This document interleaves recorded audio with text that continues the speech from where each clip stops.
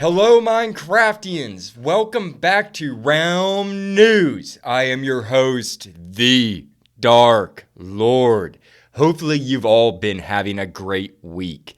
We are now in the second week of October, which means that we are on our second spooky episode of the month. I think I chose a rather appropriate mob to include in our countdown to Halloween this week. The Ghast. The Ghast, since the first time I set eyes on it, became one of the most intriguing mobs that I have ever come across in the game of Minecraft. Its cries and its tears, its immense size and how it floats like a blimp with its tentacles dangling underneath it. It is a sorrowful entity that roams the nether. I wanted to make an episode over this pitiful creature in order to have a better understanding of it and to explain it to you. In today's episode, in the Realm segment of the show, I will be covering the history of the Ghast, its behavior, and what you can use it for. I will then be correlating the Ghast to the Paris Catacombs, and that will all come right after what would be poll time. I have decided to not do poll time in today's episode and instead read off some Minecraftians' personal theories and their views on the Ghast. Some of these theories are quite elaborate and they are all just simply great. So it will be theory time today instead of poll time. With that said, folks, whenever you are ready, let's get this show started.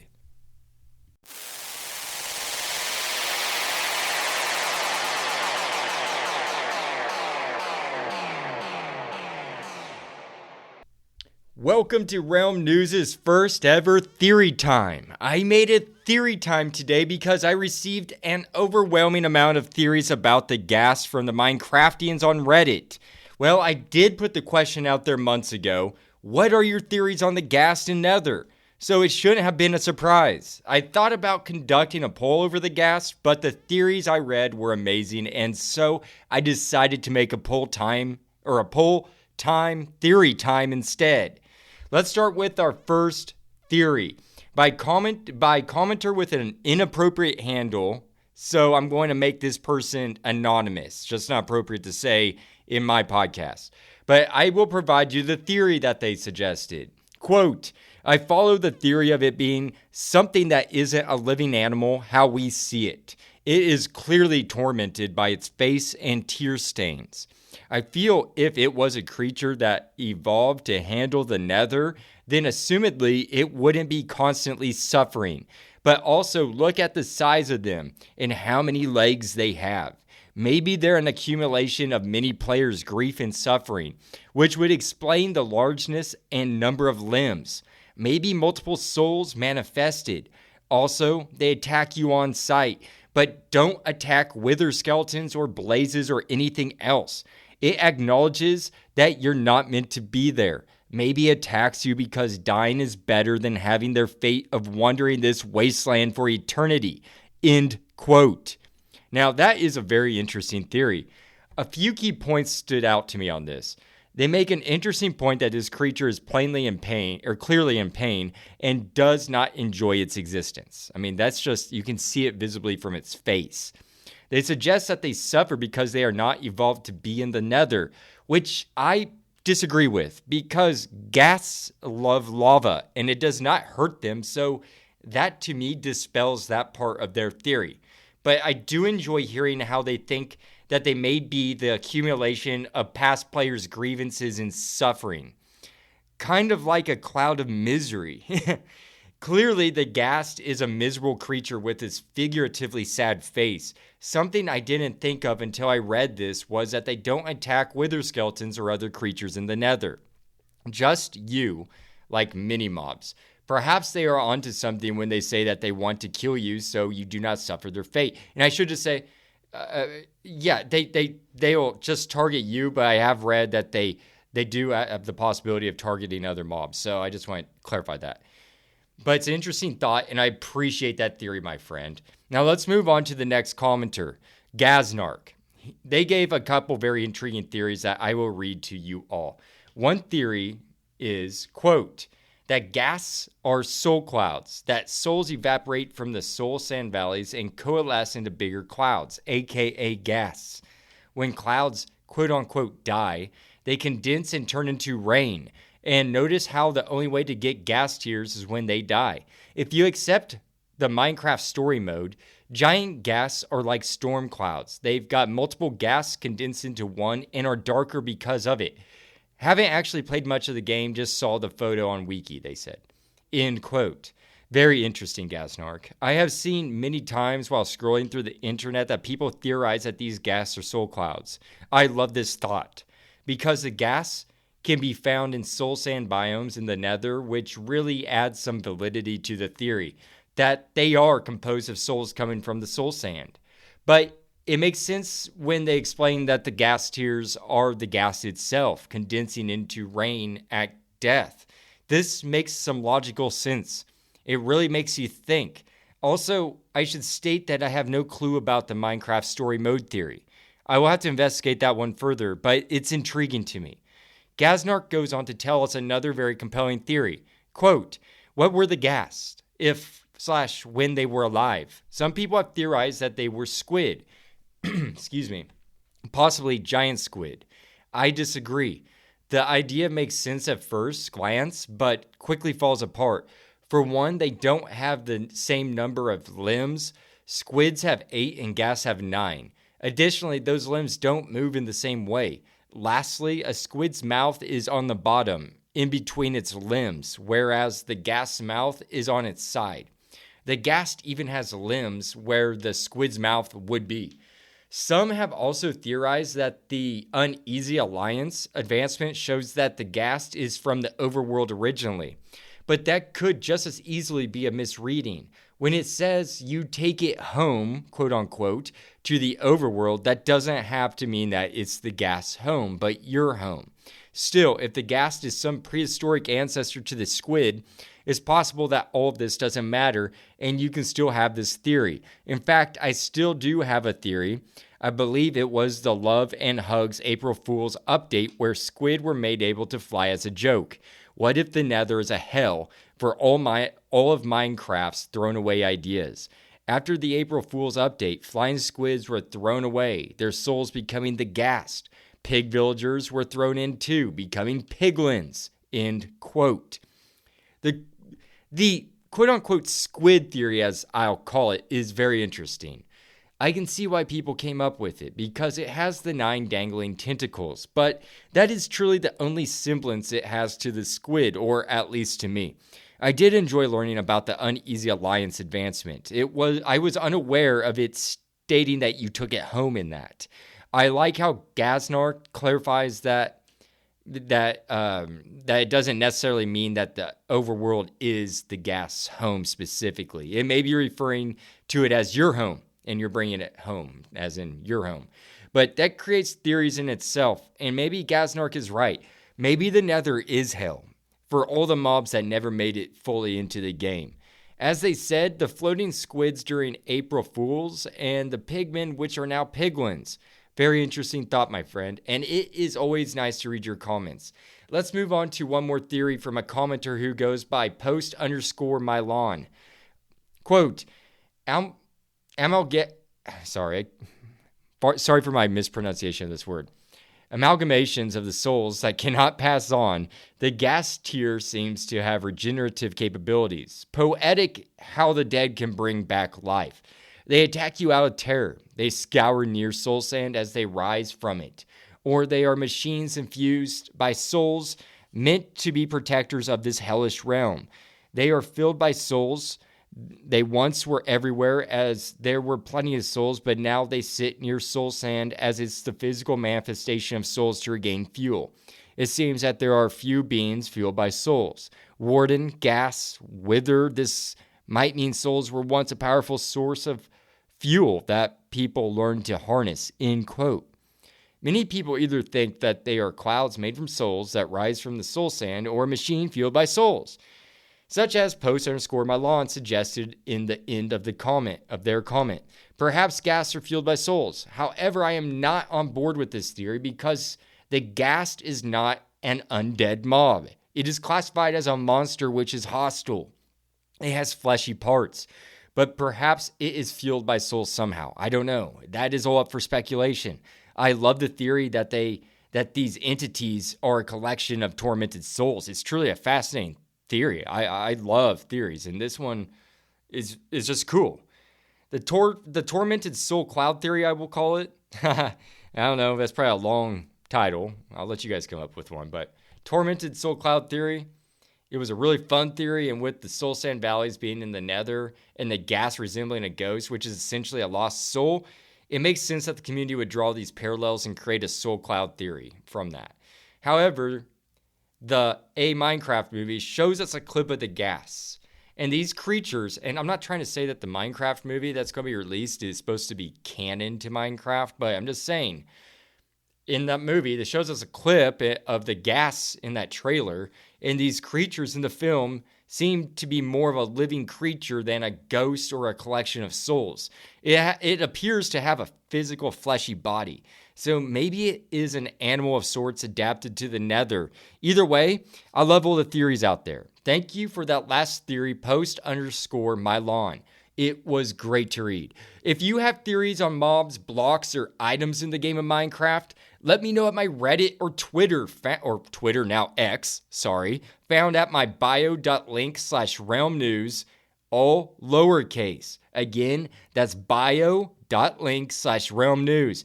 Now that we have heard some amazing theories from some members of the Minecraft community, I would like to now move us on into the real segment of the show, where I am going to add another place to your bucket list by giving you an audio tour of the Paris Catacombs.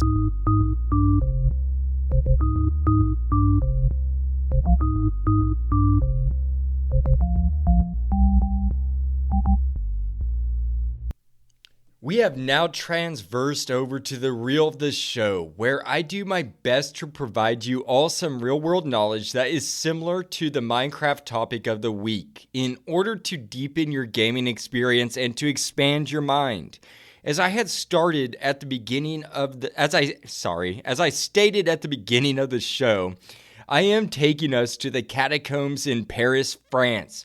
Now, I have been to Paris. In fact, I stayed in Paris for 2 weeks while I lived there many, many years ago. But I never did make it to the catacombs, which turns out I was walking over the whole time I was there. I'll go on to say that I was actually unaware that there were even catacombs in Paris at the time. I was 18 and I had not been told about them yet or was aware of them. I do not think I knew about the Paris Catacombs until years after my return back to the United States, when I was watching Anthony Bourdain's old show, No Reservations. Rest in peace, Anthony Bourdain. I loved your show. Now that I had the privilege to do research over the catacombs, I would like to give you the thrilling and disgusting history of them. There is an amazing article found at history.com written by Jessica Pierce Rotondi, published November 27th, 2023. This article describes how the catacombs came to be. It is an interesting and gross history. In the late 18th century, Paris was facing two major health problems that they were forced to resolve. One being sinkholes, and the second problem being a drastic amount of dead people. Before I explain the sinkholes and all of the dead bodies, it would be good to know a little bit about 18th century Paris. As you can probably imagine, Paris has changed significantly over the past 3 centuries. However, there were many landmark buildings and establishments that did exist there that we are familiar with today. The Notre Dame being a perfect example of a building that existed in this time period. And I should have said 4 centuries. Sorry. If you have ever visited Paris, then you may have heard of Paris Stone, technically called Lutetian Stone. If you haven't heard of it, then you have certainly seen it if you have visited Paris, or if you have ever seen the image of the Notre Dame. Because the Notre Dame was constructed out of this beautiful, sought-after limestone. Not only the Notre Dame, but also Les Invalides, the Louvre, and many other buildings in France's capital, and also the wealthy love to buy this. Why do I tell you about this stone? Well, because it was ripped out of the earth by digging out massive stone quarries that were at the time outside of Paris's city limits. These quarries had been in use since the Roman era, so they were deep and extensive from all the excavation over the centuries. As Paris grew, so did its city perimeter. The city grew on top of 300 kilometers of tunnels that were dug by the Romans and the preceding miners through the centuries. This leads me to the next part of the story. In 1774, a massive sinkhole opened up right in the city of Paris. And a sinkhole, for those of you who are unaware, it is exactly as it sounds. A portion of the Earth's surface just collapses, exposing a hole or a sinkhole. Usually because there is a hollow area under the surface that can't support the weight from above, thus leading to a collapse. This occurred on a road named Rue de l'Enfer in Paris. The road name translates into English as Road to Hell. Sounds like an appropriate appellation given the circumstance. This road to hell happened to be built right on top of the old Parisian stone quarries or its tunnels. Infrastructure from the surface in the form of entire houses, horse carts, and people fell into the 84-foot deep chasm that opened up in Paris, or approximately 25 meters deep for my international listeners. Over the next several years, several other sinkholes occurred where the old quarry system used to be. This led the people of Paris into a panic. I could only imagine how one would feel during this time period while living there. I imagine it just being a very scary time to be living. You would probably second guess everywhere you walked and stepped in that town. These catastrophes must have enraged the public enough to get the king's attention. The ruler at the time was King Louis XVI. The king ordered the creation of the l'Inspection Générale des Carrières, or General Quarry Inspection, which still exists today. The person in charge of the IGC was Chief Inspector Charles Axel Guillemot. Monsieur Guillemot began right away to shore up the quarries and to make them stable and safe. However, the city of Paris had a bigger problem that it was facing, which had nothing to do with the sinkholes. They had a real estate problem. I mean to say, they did not have enough room in the above-ground cemeteries to accommodate the vast amount of dead bodies every year. During the 1700s in Paris, it was very common for people to be communally buried. This means mass graves were dug and people were tossed into holes until full. This could take months for these mass graves to become full, and after they had become full, they would then seal it off and wait about 5 years so all the bodies could rot. After all the corpses in the mass grave had deteriorated, they would then open the pit back up and remove all the bones. They would then transfer the bones to a place that was called a charnel house, where the skeletal remains would rest. A charnel house, I should have looked up the pronunciation. I almost want to say charnel, or charnel, like a French version of the word, but maybe in English it's a charnel house or a charnel house. But a charnel house is simply a building or a chamber in which bodies or bones are deposited, according to Merriam-Webster.com. There was so much death going on in Paris during the 1700s that, according to the Haunted Places podcast on Spotify, the buried would have coffinless burials, meaning that they would load the dead in an open coffin. This coffin, though, was a shared coffin. This was a stationary coffin, only used to put bodies in temporarily. The deceased were not being buried in this. After the funeral is finished, the funeral officiants would then release the bottom of that coffin that was actually a trap door. It would swing open and the body would drop, falling down into the mass grave below. Convenient, right? The largest cemetery in Paris at the time was called the Holy Innocents Cemetery, and it was a very old cemetery. It had been in use for over 500 years. Bodies upon bodies had been placed on this hallowed ground, and the dead bodies were not stopping. In fact, 1/10 of all who died in Paris were buried in the Holy Innocents Cemetery annually. That is a massive amount of bodies, people. This led to a devastating public health crisis. History.com goes on to quote a historian by the name of Rosemary Wakeman. Quote, human decomposition mixed with the blood and guts of the market with piles of rubbish to form a putrid stench, a dangerous effluence that made Les Halles an axis of infection and disease. End quote. Les Halles, for all of you who do not know, is now a park with a mall, vendors, and the famous Musée d'Orsay. Les Halles in the 18th century was also a bustling market area where people were selling all sorts of goods and wares, such as vegetables, meats, wine, and a variety of merchandise. The stench must have been just so unbearable.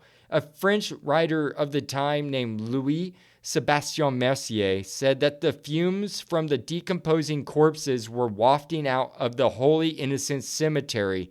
This stench would sour the milk and spoil the wine. Monsieur Mercier is quoted to having said about this state of affair, quote, cadaverous miasmas threatened to poison the atmosphere, end quote.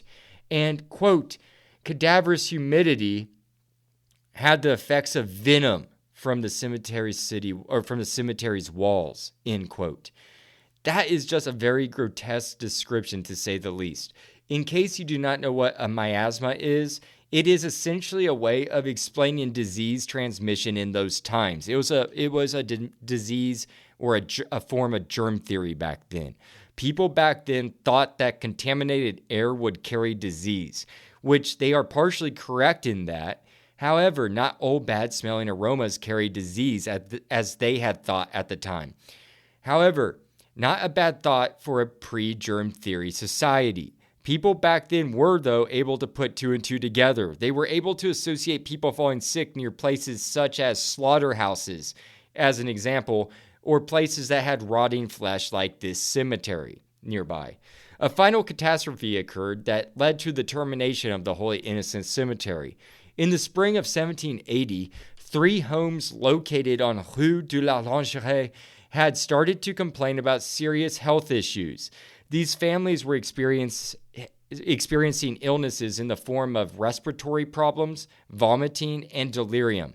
Inspectors investigated the concerns and discovered that all the decomposing bodies from under the earth from the Holy Innocents Cemetery had emitted so much noxious gas that it had burst through the cellar walls and seeped up through the ground floor into these people's homes. They were breathing in the dead, and this was killing them. This was a health catastrophe that needed to be dealt with. As I have already stated, they closed down the Holy Innocents Cemetery for good, but it took 5 years until the city did anything with the cemetery.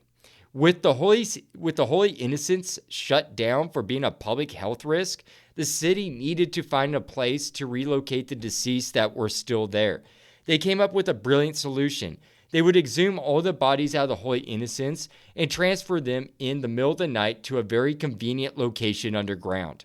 The old Paris stone quarry system that I talked about earlier. And this quarry system was not just a series of big holes in the ground. No, they consist of miles or kilometers of tunnels that lie buried under Paris. Actually, 300 kilometers of tunnels, or 186 miles. I don't know about you, but this was quite shocking for me to hear. I understood that the tunnels were long, but I had no clue that it was nearly a couple hundred miles of tunnels. On April 7th, 1786, the Paris Municipal Ossuary was officially founded, otherwise known as the Catacombs of Paris.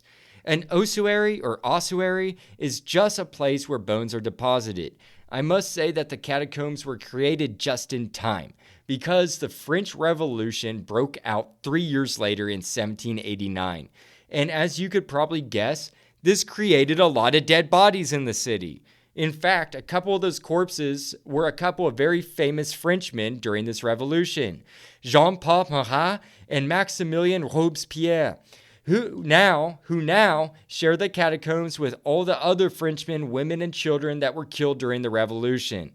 Also, alongside with all the bodies from the Holy Innocents, which was a graveyard for over 500 years. So you can only imagine how many bodies that had accumulated in that span of time.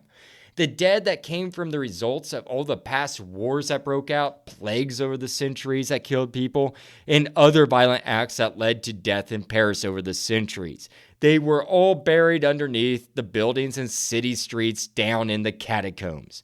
All in all, it is said that there is around 6 million skeletons, or I should say 6 million individual skeletons that remain down in the catacombs today. All of them dismembered, disorganized, non-marked. These bodies have no identity whatsoever. The former rich and elite's skeletal remains are now all mixed in, intermingled with the poor and disenfranchised. Male, female, adult, child, all identity was erased in this place. There is a stone sign that hangs above one of the entrances that say, "Arrête, c'est ici et l'empire de la mort," which means stop. This here is the empire of the dead. What a fitting name for a place housing 6 million dead bodies. As always, I will have all the citations to these resources that I use in my show description. I tell you this because I urge you to go check out these images of the catacombs. The workers who placed the bones down there did it in such an artistic way. There are walls of arm bones, leg bones, all stacked up neatly like cords of wood, with skulls thoughtfully placed in rows between the other aforementioned bones. Some of these are placed in a fashion where it creates a massive, round orb of bones that go from the cavern floor all the way up to the ceiling. Allow me to quote a 19th century visitor of the catacombs found in Rotundi's article. Quote, "Bones bend into arcs and rise into columns. An artistic hand created a kind of mosaic out of these final remains of humanity, whose ordered regularity only adds to the profound contemplation that this space inspires. Here, all distinctions of sex, wealth, and rank have finally disappeared." End quote. I do not think it could be said any better than how this individual described it. However, I must tell you that all 6 million of these skeleton remains are all found within 1.5 kilometers or about a mile of the tunnels out of the 300 kilometers of known tunnels. Today, the 1.5 kilometers of tunnels, which house all the bones, is a major tourist destination. It is one of Paris's top earning tourist attractions. It was first ordered open to the public in 1809 by Napoleon Bonaparte himself. According to catacombs.paris.fr, the catacombs draw in 550,000 tourists a year. Some famous tourists who have pursued this macabre ossuary are the Count of Artois, Charles X, Francis I, an Austrian emperor back then, and Napoleon III and his son. When the catacombs were first made open to the public, you had to schedule an appointment. Today, you do not need to worry about having a permit to visit. However, the official website, which I will leave in the episode description for you all to visit, does recommend that you book a time slot ahead of time, probably because it is just so popular. It is a 1-hour tour through the 1.5 kilometer tunnels. And you can get a ticket for around €29 for an individual ticket. And no, I am not sponsored by them. If you want to sponsor me, Catacombs in Paris, give me a call. I just wanted to tell you all that just in case you wanted to visit there. Now, before we move on into the realm segment of the show, I would like to give you a brief summary of what goes on in the rest of the 298.5 kilometers of unused tunnels that are part of the catacombs. The majority of tunnels, as I have already described, do not house any bones. However, this empty space has been used by people. Some people have used this space for growing and farming mushrooms. Some people store wine and beer down there. In World War II, the French used it as a bomb raid shelter, and the French resistance fighters would use this place as a place to meet and exchange information. However, You would more than likely not be able to go down there unless you had special permission to enter, and perhaps you do. If you do, please email me and let me know. In fact, if you have been there, let me know at bio.link/realmnews. I would love to know what you thought of it. Now, moving on. In 1955, Paris made it illegal for anyone to enter the vacant part of the catacombs unless you had a permit. However, whenever someone says no to something, of course people are going to do it. And people do illegally enter the catacombs to this day. There is a special name for people who like to explore the subterranean place. Just as people who love to explore caves are called spelunkers, people who love to explore the Paris Catacombs are called cataphiles, or cataphiles in English. Naturally, with cataphiles illegally roaming under Paris, the city had to react somehow. So they set up a special police unit that is referred to as the cataflic, which is a play on words. Cata for catacombs, and the suffix flic is a vernacular word for cop in French. So combine them and you have a catacomb cop. The cataflic patrol, they patrol the hundreds of miles of tunnels looking for illegal activity in the catacombs. Personally, I think that would be a really spooky job. TheGuardian.com has a great article titled, "In a Secret Paris Cavern, The Real Underground Cinema," written by John Henley from all the way back on September 8th, 2004. That is an old article, but it's a great story. They go on to say that these cataflics had found an entire amphitheater underground in a section of those tunnels. And I am talking about a well-established amphitheater. It was a full-blown movie theater with a big silver screen that included an attaché room that served as a restaurant/bar. The police found a tunnel leading from the surface. They had to go through a drain. They walked a little ways until they encountered a tarp blocking the way. The tarp had a sign on it that read "No Access." As they progressed, they discovered a closed-circuit TV camera that monitored anyone who approached.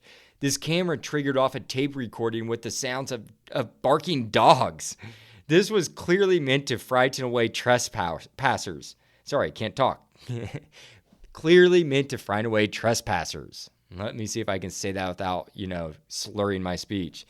Now, the cataflics eventually entered a huge chamber that was approximately 400 square meters large, or 4,305 square feet. This, as it turned out, was a grand amphitheater. There were benches and seats carved out on the stone floor.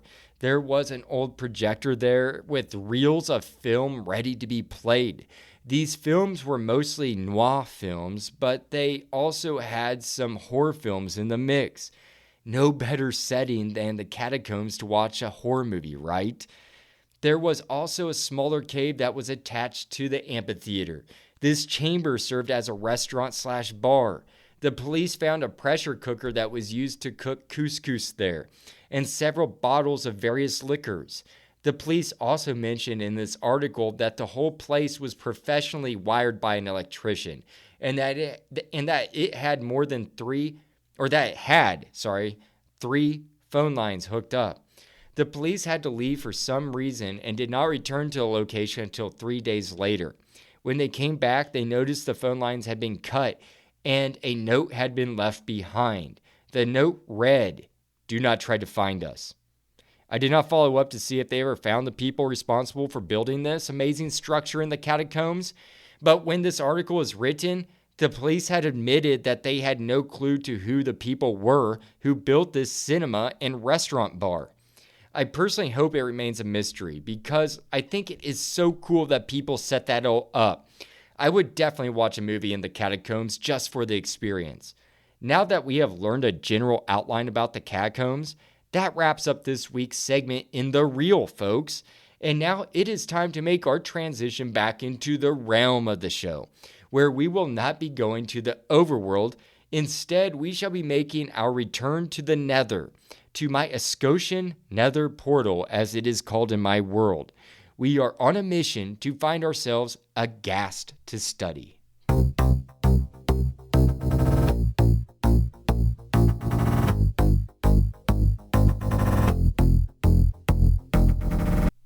Welcome back to the Nether, my friends. It's been a little while, and we're back into the realm of the show. Today, we are on the search for a ghast, but first, I would like to explore where the word ghast comes from. According to Wiktionary.com, ghast is a Middle English word that stems from the root word gaston, spelled G-A-S-T-E-N, or Gaston with an O if you want to spell in Old Middle English. Gaston back in those times meant to meditate, but then evolved to take the meaning of to afflict, to frighten, or to torment. Just wanted to give you a little history to the word. Now moving on, we are in my nether base that I built over a year ago. This base is called Hell. I did not give it the illustrious appellation as I did with my Withering Heights research nether base. Here we can look for them safely behind my glass observatory, which is 70 blocks in the air and looks down upon a huge nether waste biome, which they have been seen to spawn there. The ghasts can also spawn in the basalt deltas and soul sand valley biomes. They are very hard to miss. Let me tell you about their appearance so you know what to look for. The first sign to look for is that you will see a massive 4x4x4 cubic block sized pale white creature floating in the air. It looks like a ghost. It has 9 white tentacles that dang down below it, kind of resembling cow udders. The Mobestiary describes these as feelers. I will let you formulate your own opinion. They look like vestigial legs to me. As I have stated earlier, the ghast is entirely white. However, it does have some imperfections around its body that look like impressions from scars, or perhaps that is just how it is. If you come across a ghast without being spotted, then you will see it with its eyes and mouth shut. Its resting face is in a constant state of sadness. It has tear stains that are visible under its eyes. Its mouth is a slight frown. It appears to have a depressing existence. To add to its melancholy, it lets out a series of crying sounds that can be heard from up to 80 blocks away. It is very spooky, I tell you.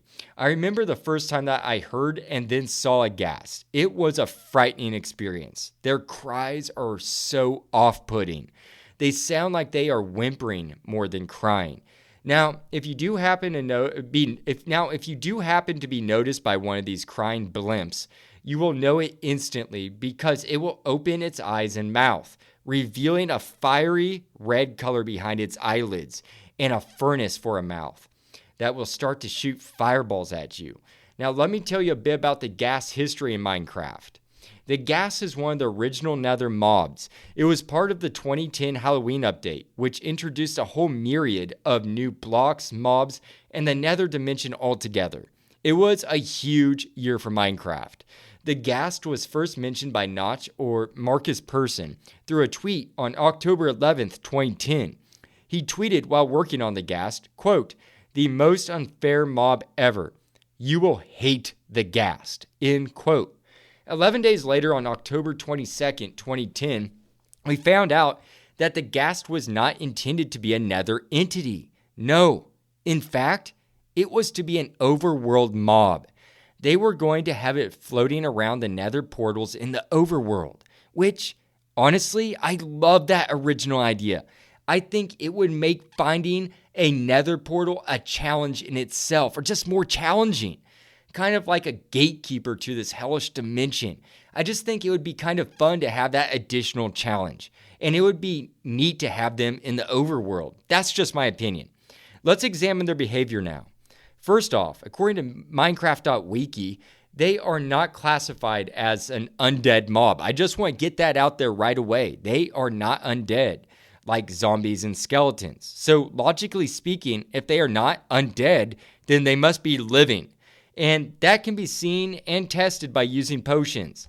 They can be hurt with instant damage potions, poison, and they can drown to death. Inversely, they can be healed with instant health potions and regeneration. So that pretty much dispels the ghost theory because it's not dead, and it kind of discredits the theories of it being made of souls. This creature is a biological creature, it appears, and this proves that they are a living mob, similar to a spider in the game. because zombies, for example, are hurt by health potions and healed by damaging potions. Moving on. The ghast is an extremely deadly creature, but it is rather weak health-wise. It only has 10 health points or 5 hearts. The bestiary goes on to say that it is, quote, easy to pierce its fleshy exterior with an arrow or two, end quote. Supposedly, some people have killed ghast with a simple pickaxe, which is believable. I've seen players online do some incredible things. The Bestiary, however, a non-canonical book, suggests that these hostile monsters are filled with gas, kind of like a hot air balloon. And that is one reason why they are easy to puncture and destroy. I thought it was an interesting theory from the book. As I mentioned earlier, the ghast is a very hostile mob that will start to shoot its fireballs that have a max damage of 17 points or 8.5 hearts. That will nearly kill you in one blast. Remember, I believe, have 10 hearts, so that's going to almost kill you. And these fireballs will blow up any surrounding blocks it hits that has a durability under 3.5, meaning that the netherrack that you are hiding behind will be no good to you. Also, these fireballs will set fire to surrounding flammable blocks that come in contact with the explosion. Keep in mind that the explosion's damaging effect to you is affected by your proximity to that explosion, meaning the closer you are to the explosion, the more damage you will sustain. A very helpful piece of knowledge that is worth knowing before going into the nether and before encountering a ghast is that you are able to bat a fireball directly back at the ghast like a baseball. And if you hit the ghast, it will instantly die, because the power of that batted fireball is 1,000 damage points, which is a considerable amount of damage. The ghast is considered to detect you up to long distances as well. In Bedrock, it can detect a player up to 28 blocks and will start to shoot fireballs at you from that distance if detected. If an undetected ghast is attacked, it will expand its detection radius up to 64 blocks, thus extending its radius to shoot fireballs at you. So if you're going to attack it, make it count. But if it does start shooting fireballs at you, take cover. As long as you break its sight, it will stop firing at you. But you should devise a plan while hiding behind whatever it is you're hiding behind, because as soon as you step back out, it will start to blast you with its fireballs once more. The funny thing is, though, if it shoots its fireballs and they explode in close proximity to the ghast itself, well, then the ghast will be harmed by its own explosion. Irony is very satisfying sometimes. Another behavioral trait that the ghast has is that it will sometimes fly through lava falls, I should say, or lava lakes, which you will commonly see around the nether. It is not affected by the lava and is in fact immune to it. I am sure that there are theories that use this as proof that the ghast evolved from the nether. But I tell you this about the lava because the ghast will slow down when it passes or goes through it. You could take advantage of its lack of speed and perhaps sink a couple of arrows into it in order to kill it. If you do kill it, the ghast will drop a couple useful items. The ghast, upon its demise, will have the chance of dropping 2 items that are quite useful: gunpowder and a ghast tear. There is a chance of gaining 0 to 1 ghast tears per ghast death, or 0 to 2 gunpowders. The gunpowder, you all know by now the uses of it. I have covered gunpowder in several Realm News episodes, but for a refresher, it's great for crafting TNT and fireworks as a couple examples. A ghast tear is much more valuable than the gunpowder and is probably the sought out after item when killing a ghast by players, because there are much easier ways to obtain gunpowder than from killing a ghast. A ghast tear can be used to craft potions of regeneration, or it can be used to make an inn crystal, which I had no clue was a thing. The inn crystal is another worldly block that is shockingly easy to make if you have a ghast tear. It looks like a purple dye with ancient runes inscribed on each of its sides. This purple cube rotates around and around within this gyrosphere-type mechanism that is made of 2 separate individual glass cubes that are also simultaneously rotating in their own respective orbits. You may be wondering what this odd device is used for. Well, it is used for healing the Ender Dragon, which I will not be diving into all of that today. But if you do want to craft it, it takes 7 glass blocks, 1 eye of ender, and 1 ghast tear. Et voila, you have an end crystal. If anything, this may just be really neat to place in one of your forts or buildings. It looks really cool. Before we wrap up this week's episode over the ghasts, I have a couple important and interesting things to tell you. The first one is more of a caveat than a fact. Bring a flint and steel with you into the nether or keep it there in your nether base. Because if you happen to be near your nether portal, which serves as your ticket back to the overworld, it could be destroyed by ghast fireballs, according to the Mobestiary. Yes, the fireball will extinguish the purple energy field that transports you between the overworld and nether. If this occurs, then you will be completely stranded in this living Minecraft hell until you die and wake back up in your bed in the overworld. However, if this does happen, not all hope is lost. If you are able to coax a ghast to fire another fireball at the portal, and if it hits it, it will reignite the purple energy field, and you will be able to go back home. Well, that is if the ghast doesn't kill you first. And lastly, there are a few mobs in the game that do not mind the ghasts that I would like to mention. Some of these mobs are not even from the nether. The friendly ghast mobs are wolves, Johnny, the Vindicators, which, by the way, I love the Shining reference associated with the Vindicators. Because they wield axes, they're called Johnnies. Next are goats, snow golems, foxes, and zoglins. The ghast is also the only undead mob that the wither will not attack. I am sure there are many theories just around that game mechanic in itself. Also, a random but fun fact, the noises that the ghasts make come from C418's cat. I guess their cat at the time made some odd noises if disturbed in its sleep. With that said, that wraps up what I have on ghasts for this week, my friends. I hope you enjoyed what I had to say over it.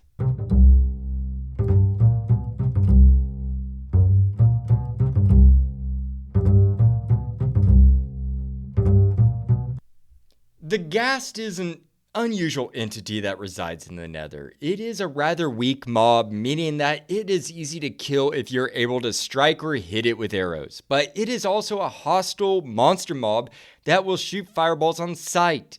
These fireballs can nearly kill you with one hit, and with them shooting out one every 3 seconds, it is easy to be hit by them or get caught in the blast radius.